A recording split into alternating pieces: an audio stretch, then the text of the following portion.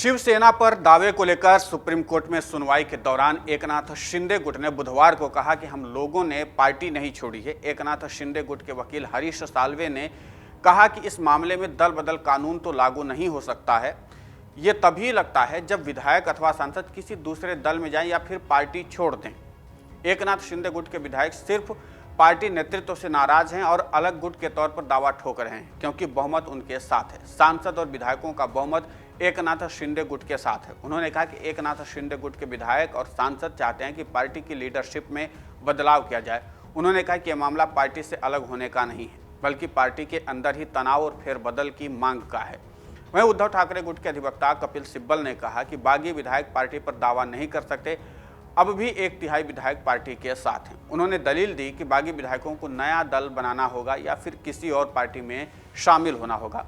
उन्होंने कहा एकनाथ शिंदे सरकार का गठन भी गलत तरीके से हुआ है और उसके द्वारा लिए गए सभी फैसले अवैध हैं।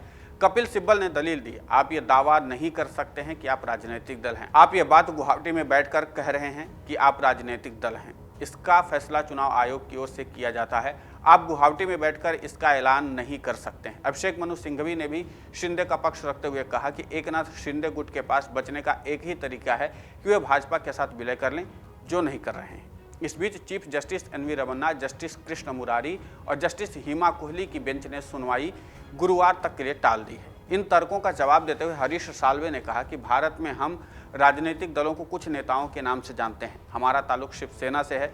हमारे मुख्यमंत्री ने हमसे मिलने से ही मना कर दिया। हम मुख्यमंत्री बदलना चाहते थे। यह पार्टी विरोधी गतिविधि नहीं है, बल्कि पार्टी के अंदर की एक लड़ाई है। उन्होंने कहा कि एक बड़ी संख्या में विधायक सीएम के कामकाज से संतुष्ट नहीं है, तो फिर वे बदलाव की मांग क्यों नहीं कर सकते हैं। एकनाथ शिंदे गुट ने कहा कि हमने शिवसेना की सदस्यता नहीं छोड़ी है, हम मीटिंग्स में नहीं जा रहे हैं और इसका अर्थ अपनी सदस्यता को छोड़ना नहीं है। एकनाथ शिंदे ने शिवसेना के 39 विधायकों के समर्थन के साथ विद्रोह का बिगुल फूका।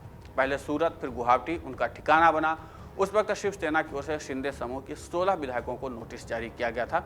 इस नोटिस के खिलाफ शिंदे समूह ने सुप्रीम कोर्ट का दरवाजा खटखटाया था। वहीं उद्धव गुट की मांग है कि शिवसेना से अलग हुए शिंदे समूह को संविधान की 10वीं अनुसूची के प्रावधानों के अनुसार किसी अन्य पार्टी में शामिल नहीं होने के लिए अयोग्य घोषित किया जाना चाहिए और उनके समर्थन से सत्ता में आई सरकार को असंवैधानिक घोषित किया जाना चाहिए।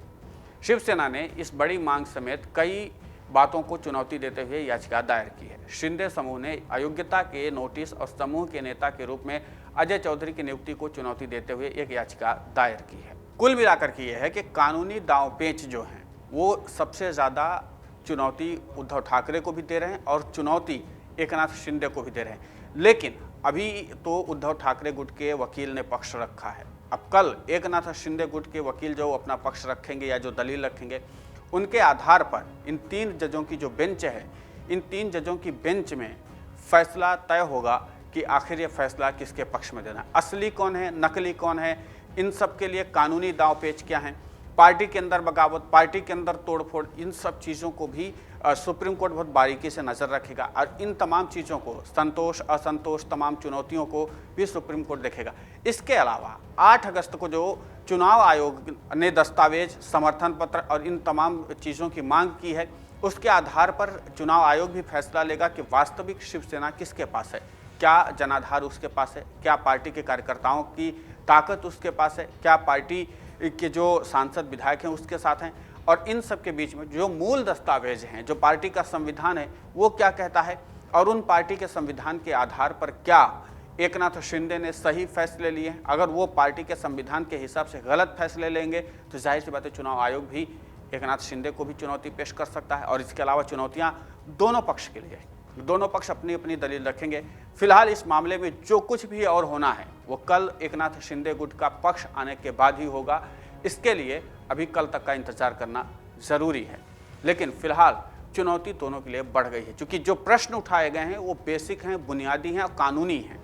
अब इन कानूनी प्रश्नों का जवाब क्या कानून में है या जज या सुप्रीम कोर्ट इस पर कोई बड़ा कानूनी दांवपेच आजमा सकते हैं, ये सारे सवालों का जवाब कल तक के लिए अब बंद हो चुके हैं। कल जब सुप्रीम कोर्ट खुलेगा तो इन तमाम सवालों का पहले नंबर का केस है। पहले नंबर के केस में जब सुनवाई होगी तो तय किया जाएगा दोनों में से असली शिवसेना किसके पास होनी चाहिए, कौन शिवसेना का नेतृत्व और पार्टी का प्रमुख बनेगा।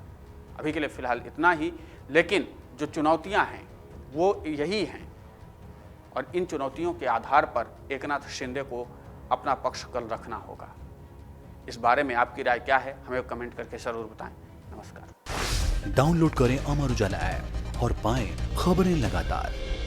अगर आप ये वीडियो YouTube पर देख रहे हैं तो हमारे चैनल को सब्सक्राइब करें और बेल आइकन को दबाना ना भूलें। अगर आप Facebook पर ये वीडियो देख रहे हैं तो हमारे पेज को लाइक करें।